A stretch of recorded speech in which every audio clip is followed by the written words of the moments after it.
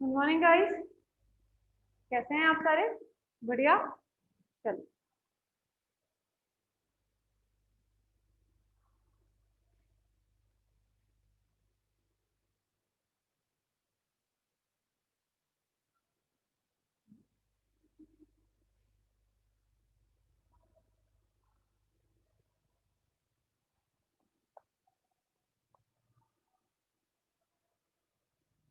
तो कल हम लोगों ने सिद्धांत देखे थे जिसमें हमने जैविक सिद्धांत, भौतिक बल सिद्धांत, भौतिक सिद्धांत और मूलतत्व सिद्धांत इनके बारे में बात करी थी। ठीक है। तो इसमें से हम लोगों ने किस किस के बारे में बात कर ली थी? हमने जैविक सिद्धांत बात कर लिए थे जिसमें से हमने रिले पंप का सिद्धांत और पल्सेशन थ्योरी, स्पंदन का सिद्धांत, इनकी बात कर ली थी। भौतिक बल सिद्धांत, भौतिक बल सिद्धांत पे हमने किसकी बात करी थी? भौतिक बल सिद्धांत में हमने केशिका सिद्धांत की बात करी, वायुमंडलीय सिद्धांत, वायुमंडल में मौजूद दाब के सिद्धांत की बात करी, और वाष्पोत्सर्जन का सिद्धांत। वाष्पोत्सर्जन का सिद्धांत ही जो डिक्सन और जॉली ने दिया था। किसने दिया था? वाष्पोत्सर्जन का सिद्धांत डिक्सन और जॉली ने दिया था। वाष्पोत्सर्जन के सिद्धांत में क्या था? वाष्पोत्सर्जन के सिद्धांत में उन्होंने ये बोला था कि जो पानी होता है, पानी के जो अणु है, इनमें दो तरह के बल पाए जाते हैं। एक होता है ससंजन बल और एक होता है आसंजन बल। ससंजन बल जो होता है, जो पानी के अणु अपने साथ लगाते हैं, अपने यानी कि पानी के अणु। और ये आपको बात होता है, सबसे पहले जो आपके शुरुआत करी है इस चैप्टर की, वो जल से ही करी थी। और उसमें मैंने आपको बताया था जल के जो अणु होते हैं आपस में फोर्स लगाते हैं, हाइड्रोजन बॉन्ड्स बनाते हैं। जो ऑक्सीजन होता है, वाटर का H2O जो होता है ऑक्सीजन, वो बाकी के वाटर मॉलिक्यूल्स के साथ क्या बनाता है? हाइड्रोजन बॉन्ड बनाता है। इसका मतलब क्या होता है कि जो वाटर के मॉलिक्यूल्स है, पानी के जो अणु है, वो आपस में क्या लगाते हैं? बल लगाते हैं। इसको उन्होंने मान दिया ससंजन बल। आसंजन बल यानी कि पानी अणु अपनों के साथ, अपने साथ साथ तो बल लगाते हैं, लेकिन साथ साथ में जो जाइलम कोशिकाएं हैं, तो जाइलम कोशिकाओं के साथ भी वो बल लगाते हैं। इसका मतलब क्या है कि अपने साथ बल लगाने की वजह से, क्योंकि वो अपने साथ बल लगाते हैं, इसका मतलब जो पानी है, ये क्या है? ये जो मैं आपको दिखा रही हूँ, ये पानी है।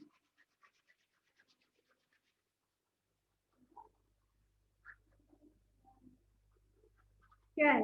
ये पानी है। इसका मतलब क्या है कि इनमें लगने वाले बल की वजह से पानी जो होता है, वो एक पूरे स्तंभ की तरह, किसकी तरह?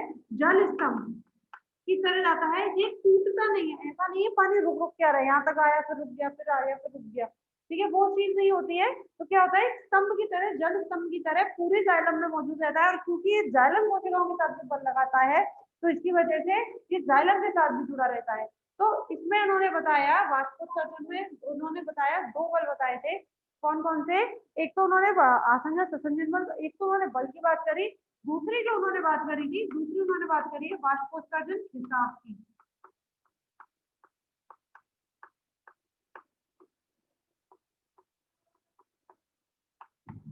ठीक है। दूसरी उन्होंने बात करी वाष्पोत्सर्जन खिंचाव की। वाष्पोत्सर्जन बल की हम जो बात कर रहे हैं, जो सिद्धांत की हम बात कर रहे हैं, इसमें उन्होंने दूसरी किसकी बात करी? आपके वाष्पोत्सर्जन खिंचाव की। वाष्पोत्सर्जन खिंचाव क्या है? वाष्पोत्सर्जन खिंचाव है क्योंकि वाष्पोत्सर्जन की वजह से क्या लगता है? प्रेशर लगता है, खिंचाव लगता है। और उस खिंचाव की वजह से जो पानी है, ये कैसे काम करता है? अच्छा, इसकी बात करते हैं। सबसे पहले क्या होता है, जैसे कि ये आपकी पत्ती है, ठीक है। ये पत्ती किसके द्वारा? इनमें होते हैं रंध्र। ये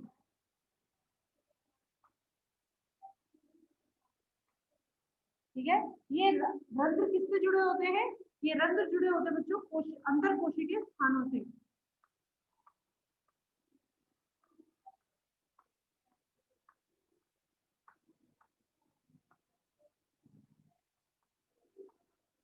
ठीक है, ऐसे ही नीचे मान लो ये।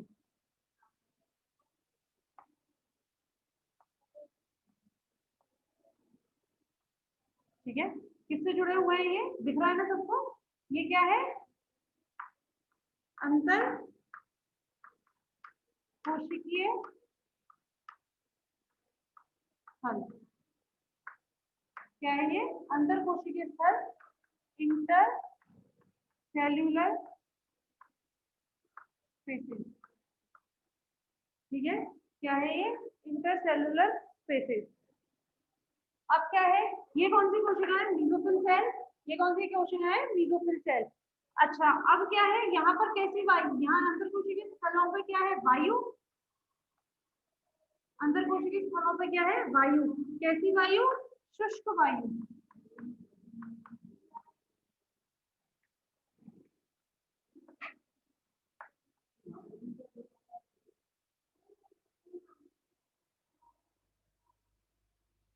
अंतर कोशिकीय स्थलों में क्या होती है? वायु, शुष्क वायु।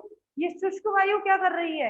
इस शुष्क वायु की, इन अंतर कोशिकीय स्थलों में क्या मौजूद है? शुष्क वायु। इस शुष्क वायु की वजह से क्या है? ये अंतर कोशिकीय, ये जो कोशिकाएं हैं,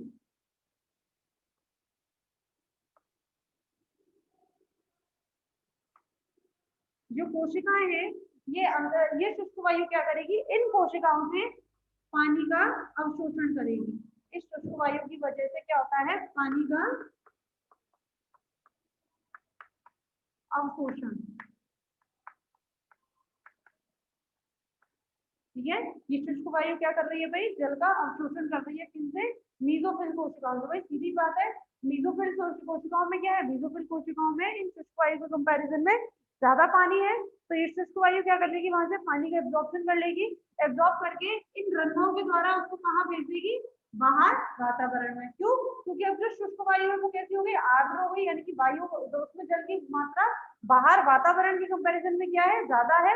यानी कि अंदर इन अंतरकोशिकीय स्थलों पर जल विभव क्या है? ज्यादा है। किसकी तुलना में? बाहर मौजूद, वातावरण में मौजूद जल विभव की तुलना में, यानी कि बाहर मौजूद जल की तुलना में। तो इसमें क्या है? जल विभव का अंतर है। अंदर क्या है? जल विभव ज्यादा है, बाहर कम है। तो अंदर से कहाँ जाता है? ये बाहर, बाहर जाएगा।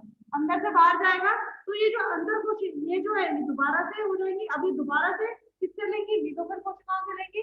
अब मीजोफिल कोशिकाएं क्या करेगी फिर? अब इनमें प्रेशर पड़ेगा, पड़ेगा कि नहीं पड़ेगा? क्योंकि क्या है? वाष्पोत्सर्जन हो रहा है। वाष्पोत्सर्जन की वजह से जो खिंचाव है, इन पर प्रेशर पड़ेगा। प्रेशर पड़ने की वजह से ये जो मीजोफिल कोशिकाएं, अब ये किससे जुड़ी हुई है? किससे जुड़ी है भाई? वेस्कुलर बंडल से जुड़ी हुई है कि नहीं है? ठीक है, संचयी कोशिकाओं से जुड़ी है, वेस्कुलर बंडल से जुड़ी हुई है। तो ये क्या करेंगी? इनमें मौजूद, किससे? जाइलम की कोशिकाओं से। किससे? जाइलम। जाइलम की कोशिकाओं से क्या लेंगी? जल का अवशोषण करेंगी। तो इस तरह से बाष्पोत्सर्जन, खिंचाव की वजह से, बाष्पोत्सर्जन की वजह से पानी क्या होता है? नीचे से ऊपर की तरफ खिंचता है। ठीक है, क्या हो रहा है? पानी खिंच रहा है। और ये किस तरह का अवशोषण होता है? ये होता है निष्क्रिय अवशोषण। किस तरह का अवशोषण है बच्चों? ये निष्क्रिय अवशोषण। तो मैंने आपको पहले ही बोला था, एक तो होता है आपका रसारोहण और एक होता है आपका निष्क्रिय अवशोषण। निष्क्रिय अवशोषण वाष्पोत्सर्जन खिंचाव की वजह से तो हमने कहा है हो रहा है, लेकिन इसको हम खनिज के रूप में बात नहीं करते। उसकी बात मैं आपसे जब खनिज पढ़ाऊंगी तब करूंगी। ठीक है, तो इसको हम रसारोहण में लेते हैं कि ये क्या है? रसारोहण, यानी कि पानी ऊपर कैसे चढ़ रहा है। तो ऊपर किसकी वजह से चढ़ता है? आपके वाष्पोत्सर्जन की वजह से चढ़ता है। ठीक है, तो इसीलिए वाष्पोत्सर्जन सिद्धांत सबसे ज्यादा माना गया सिद्धांत है, इसी को माना गया है। ठीक है, तो ये हुआ आपका वाष्पोत्सर्जन का सिद्धांत। अगला है आपका मूलदाब सिद्धांत।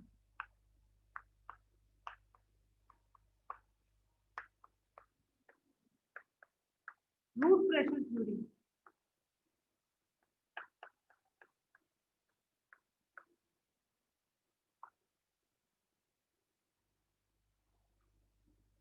ठीक है, रूट प्रेशर थ्योरी।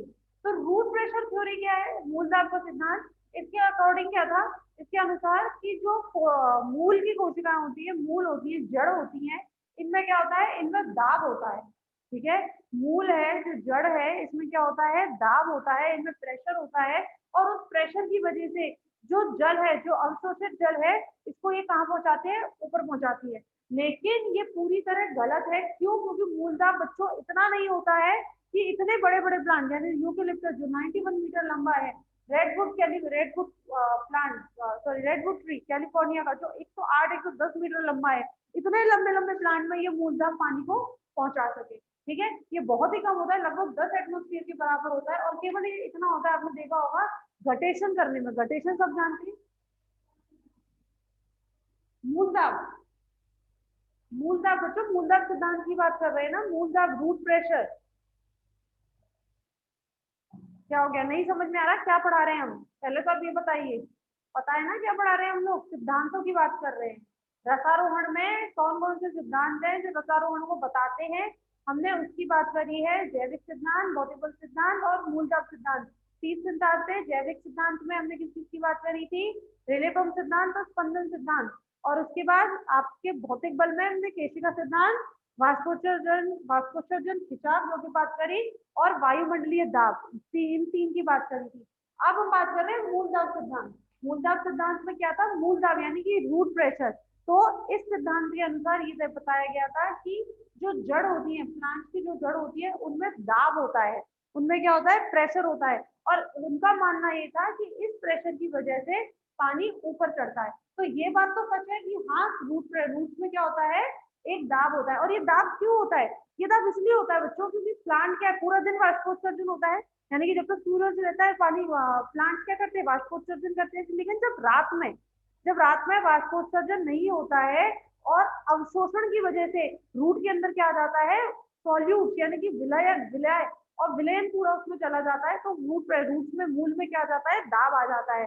लेकिन ये दाब इतना नहीं होता है, इतना ज्यादा नहीं है कि इतने बड़े बड़े पौधों में, इतने बड़े बड़े ट्रीज में ये इसको पहुंचा सके। 91 मीटर आपका लंबा यूकेलिप्टस है। रेडवुड जो कैलिफोर्निया में पाया जाता है वो 108 110 मीटर लंबा है। तो इतना बड़ा नहीं है कि इतने बड़े बड़े, इतना ज्यादा रूट प्रेशर नहीं होता है कि ये इतने बड़े बड़े प्लांट में। ये सिर्फ इतना होता है कि हल्का सा ये क्या कर सकता है? कुछ एक पौधों में, जो छोटे पौधे होते हैं, मैं इतने बड़े ट्रीज की बात नहीं कर रही हूँ, पर जो पौधे होते हैं उनमें बहुत थोड़े टाइम के लिए पानी को या सॉल्यूट को पहुंचा सकता है। और उसके लिए प्रोसेस होता है जो सबने नाम सुना है, गटेशन। सुना है भाई? गटेशन क्या होता है? सुबह के समय आपने देखा होगा, जो पत्तियां जो होती है, पौधों की पत्तियां, तो पत्तियों के किनारों पर, पत्तियों के, ये पत्ती है, ठीक है, और इन पत्तियों के किनारों पर आपने कुछ सॉल्यूट इस तरह से बूंदे देखी है पानी की,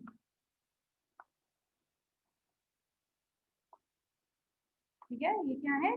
पानी की बूंदे। और ये कोई फ्रेश वाटर नहीं है, ये कोई फ्रेश वाटर नहीं है, ये कोई ऐसा नहीं है, बिल्कुल शुद्ध जल नहीं है। ये क्या है? इसके अंदर ढेर सारे मिनरल प्रेजेंट रहते हैं। तो ये क्या है? सॉल्यूशन है, सॉल्यूट और सॉल्वेंट का सॉल्यूशन होता है, ठीक है। ये क्या? आपका गटेशन जो हो रहा है। और ये जो पोर्स हैं जिनसे ये निकल रहा है, स्टोमेटा से नहीं निकलता है ये किससे निकलता है? अलग एक पोर्स होते हैं, और उन पोर्स को क्या कहते हैं बच्चों? हाइडेथोड्स। अलग से छिद्र होते हैं, और इन छिद्रों को क्या बोलते हैं? हाइडेथोड्स। आगे बात समझ में? जो पत्तियां होती हैं, पत्तियों के किनारों पर हाइडेथोड्स। अच्छा, रंध्र और हाइडेथोड्स में क्या अंतर होता है? रंध्र और हाइडेथोड्स में ये अंतर होता है कि रंध्र तो पत्ती की पूरी सतह पर पाए जाते हैं, रंध्र पत्ती की पूरी सतह पर पाए जाते हैं, और दोनों तरफ पाए जाते हैं, ऊपर भी और नीचे भी। जबकि जो हाइडेथोड्स होते हैं वो केवल कहाँ पाए जाते हैं? पत्ती के किनारों पर पाए जाते हैं ये केवल, और ज्यादातर ऊपरी ही सतह पर ही ये पत्ती के पाए जाते हैं, ठीक है। और जो गटेशन हम प्रोसेस बता रहे हैं, जो हम प्रक्रिया गटेशन की बता रहे हैं, उसमें इन हाइडेथोड्स के द्वारा ही मूल दाब की वजह से जो विलयन, जो सॉल्यूट और सॉल्वेंट प्लांट ने अवशोषित किए थे, वो मूल दाब की वजह से इनमें से क्या हो जाते हैं? बाहर आ जाते हैं। और ये सुबह सुबह होता है जब तक वाष्पोत्सर्जन शुरू नहीं होता। क्यों? क्योंकि एक बार वाष्पोत्सर्जन शुरू हो गया तो उसके बाद तो क्या होगा? खिंचाव होगा, ठीक है। ये दाब की वजह से आता है। आ गई बात समझ में सबको? कोई डाउट नहीं है किसी को? है तो पूछिए, नहीं तो आगे चलते हैं। नहीं, चलिए।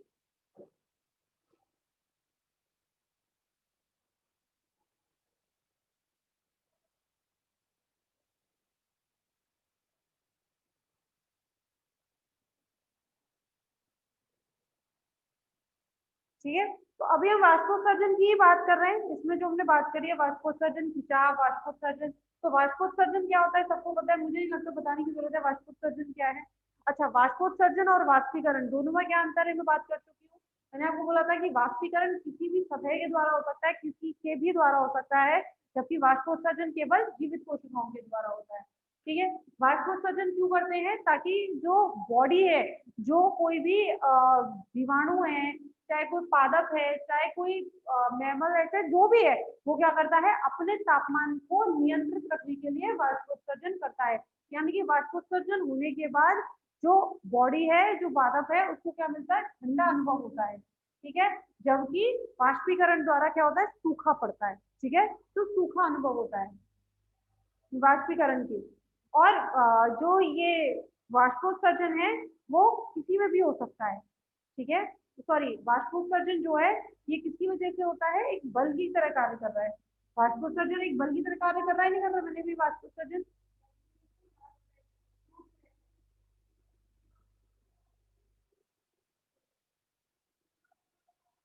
रूट प्रेशर की क्या डेफिनेशन होगी भाई बताइए। रूट प्रेशर मूल दाब की डेफिनेशन यही होगी कि परासरण बल और अन्य बलों के कारण मूल में उत्पन्न बल को मूल दाब कहते हैं। परासरण बल और अन्य बलों के दाब के कारण जिस समय वाष्पोत्सर्जन नहीं होता है उस समय की हम बात कर रहे हैं, तो हम ये कहेंगे वाष्पोत्सर्जन की अनुपस्थिति में परासरण बल और अन्य बलों के कारण उत्पन्न बल मूल दाब कहलाता है। आगे बात समझ में आया कि नहीं आया भाई बताओ। क्लियर है डेफिनेशन। वाष्पोत्सर्जन की अनुपस्थिति में मूल दाब और अन्य बलों, सॉरी, परासरण दाब और अन्य बलों के कारण, परासरण बल और अन्य बलों के कारण मूल में उत्पन्न दाब को मूल दाब कहा जाता है। कौन पूछ रहा है वैसे डेफिनेशन कौन सा है?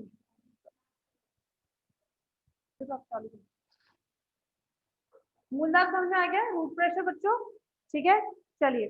तो वाष्पोत्सर्जन की हम बात कर रहे हैं, तो वाष्पोत्सर्जन की जो प्रक्रिया है, इसकी बात मैं वाष्पोत्सर्जन किताब में भी आपसे कर चुकी हूँ कि वाष्पोत्सर्जन कैसे हो रहा है।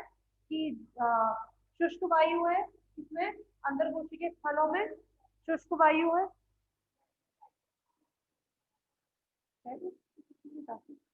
बड़ी तो क्या हो गया, कह दो नहीं, बस चलिए। तो मैंने आपसे बोला कि वाष्पोत्सर्जन कैसा है, हमने अभी बात कर ली थोड़ी देर पहले, तो मेरे ख्याल से किसी को बताने की जरूरत नहीं है क्या है। अंतर्कोशिकीय स्थल है, अंतर्कोशिकीय स्थल में शुष्क वायु होती है। वो वायु क्या करती है, मीजोफिल कोशिकाओं से पानी का, जल का अवशोषण कर लेती है, जिससे मीजोफिल कोशिकाएं कैसी रह जाती हैं, उनके अंदर जो उनका डीपीडी है या ओपी है वो क्या हो जाता है, कम हो जाता है। तो उसको पूरा करने के लिए वो अपने पास में स्थित कोशिकाओं से लेती है। फिर इस तरह से कोशिकाओं से कोशिका क्या होता है, जल का स्थानांतरण होता रहता है, अभिगमन हो जाता है।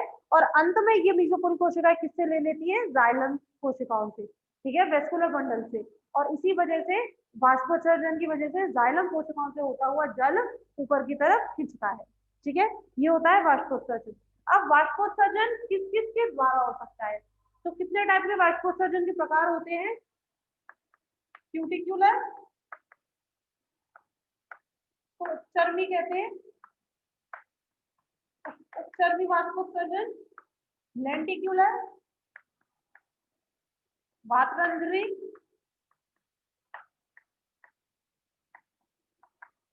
और स्टोमेटल।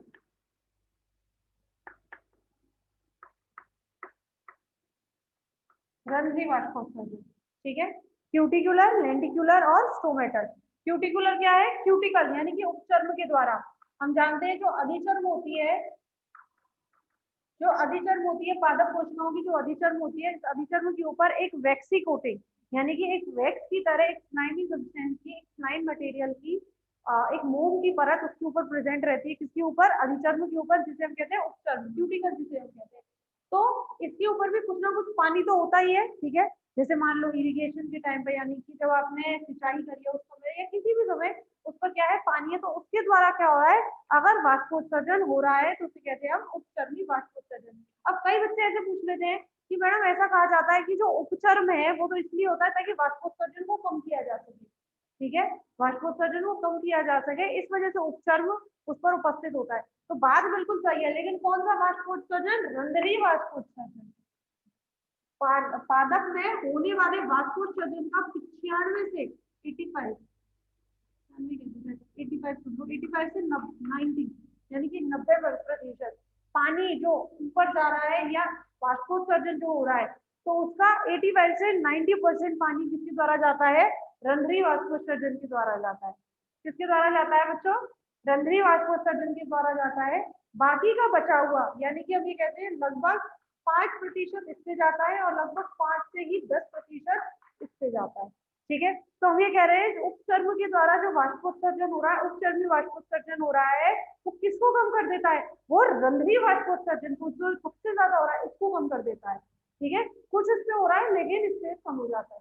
ठीक है, इसके बाद है वातरंध्री, लेंटिक्यूलस। लेंटिक्यूल्स क्या होते हैं, वातरंध्र क्या होते हैं, स्टेम पर यानी कि तने पर, पादप के तने पर, फल पर उपस्थित जो पोर्स होते हैं, जो छिद्र होते हैं, किन पर, ये किसके लिए होते हैं, सबसे पहली बात करें कि ये किसके लिए, तो ये होते हैं गैसों के आदान प्रदान के लिए।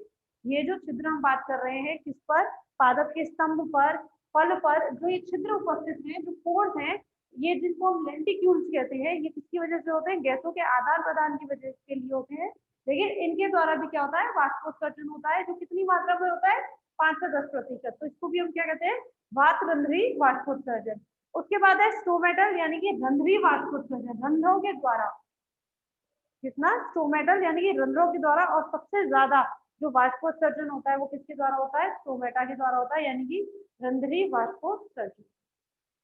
ठीक है, अगर मैं रंध्रों की बात करूं, अगर हम ये बात कर रहे हैं किसकी, रंध्री वाष्पोत्सर्जन की बात कर रहे हैं, और अगर मैं रंध्रों की बात करूं, ठीक है, तो ये लीव, ठीक, स्टोमेटा यानी कि आपका रंध्र,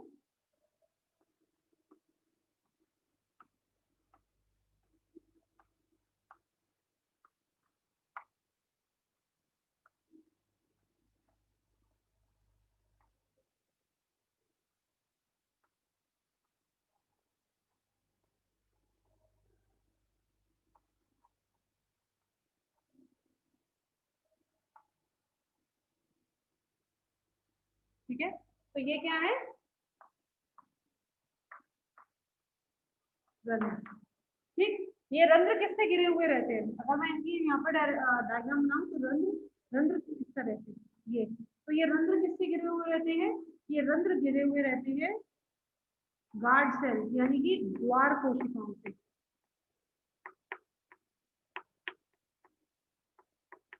ठीक है, ये रंध्र किससे घिरे हुए रहते हैं बच्चों, द्वार कोशिकाओं से घिरे रहते हैं। और इनकी जो आकार, अगर मैं बात कर रही हूँ किसमें, अगर मैं बात करूँ द्वार कोशिकाओं का, तो द्वार कोशिकाओं का मोनोकॉट, मोनोकॉट में इनकी आकार होती है डंबल शेप।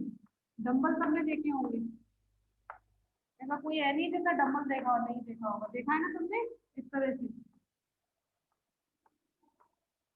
ये। ठीक है, तो मोनोकॉट यानी कि मोनोकॉट में इनकी आकार कैसा होता है, डंबल शेप होता है। जबकि डाइकॉट, डाइकॉट में कैसा होता है, किडनी जैसा, किडनी या फिर बीन, और बीन शेप ऐसा, ये ऐसा। ठीक है, तो डाइकॉट में कैसा होता है, द्वार कोशिकाओं का स्ट्रक्चर किडनी या बीन शेप्ड होता है, जबकि मोनोकॉट में कैसा होता है बच्चों, डंबल शेप्ड होता है। ठीक है, और ये जो द्वार कोशिकाएं होती है, ये द्वार कोशिकाएं कैसी होती है, हरित लवक युक्त होती है। कैसी है ये, हरित लवक युक्त है। अब आप कहेंगे मैडम इसको बताने की क्या जरूरत है, इसको बताने की इसमें जरूरत है, थोड़ी देर बाद हम पढ़ेंगे किसका, रंध्रों का खुलना और बंद होना। ठीक है, तो इसके लिए कई सिद्धांत दिए गए, जो रंध्रों की प्रक्रिया होती है खुलने और बंद होने की, इसके लिए कई सिद्धांत दिए गए। उन सिद्धांतों के बारे में हम जब बात करेंगे तो इसके लिए आपको जरूरत पड़ेगी हरित लवक की। यानी कि जो ये द्वार कोशिकाएं हैं, ये कैसी होती है, फोटोसिंथेटिक होती है, प्रकाश संश्लेषणी होती है, यानी कि अपना प्रकाश संश्लेषण ये खुद कर सकती है। ठीक है, इसके ऊपर इनमें होती है, इनके ऊपर सब्सिडरी सेल, कैसी सेल्स है ये,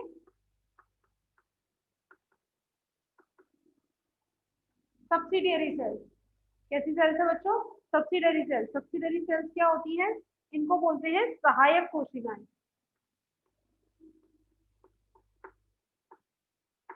क्या बोलते हैं इनको, सहायक कोशिकाएं। यानी कि रंध्र, रंध्र किससे घिरे हुए हैं, आपके द्वार कोशिकाओं से। द्वार कोशिकाएं किससे जुड़ी हुई है, सहायक कोशिकाओं से। ठीक है, तो ये होती है रंध्र की संरचना। ठीक, चलिए, इसके बाद आपकी बुक में रंध्रों के प्रकार दे रखे हैं, तो वो आप खुद कर लेना, क्योंकि रंध्रों के प्रकार अल्फा अल्फा प्रकार का है, या आपके रेनन-क्लेसी फैमिली में है तो रेनन-क्लेसी प्रकार का है। तो ये सब आपको दे रखे हैं, याद करने की है, इनको समझने तो आपको पता ही है कितनी है। तो ये आप खुद से अपनी बुक से पढ़ लेना, क्योंकि मुझे पता है बुक तो सबने खरीदी ली होगी भाई। ऐसा कोई है जिसने अब तक बुक नहीं ली है, कोई ऐसा बंदा जो क्लास ले रहा है लेकिन बुक नहीं ली है, तो उससे मैं कह दूं भाई कोई फायदा नहीं है फिर आपका क्लास लेने का। पहले आप बुक खरीदिए सबसे पहले। क्यों? क्योंकि क्लास आपकी ऑफलाइन तो चल नहीं रही है, हालांकि आपको नोट्स मिलेंगे, नोट्स तो दिए जाएंगे, लेकिन केवल नोट्सों से काम नहीं चलेगा। इस समय आपका बुक को खरीदना ज्यादा जरूरी है। ठीक है, तो इसलिए सभी बच्चे बुक जरूर खरीदेंगे। ठीक है, तो आप अपनी बुक में जिन बच्चों ने खरीदी है तो सब में दिया हुआ है, तो आप उसमें से कर ले लेंगे। बच्चों क्लास रिज्वाइन कर लीजिए।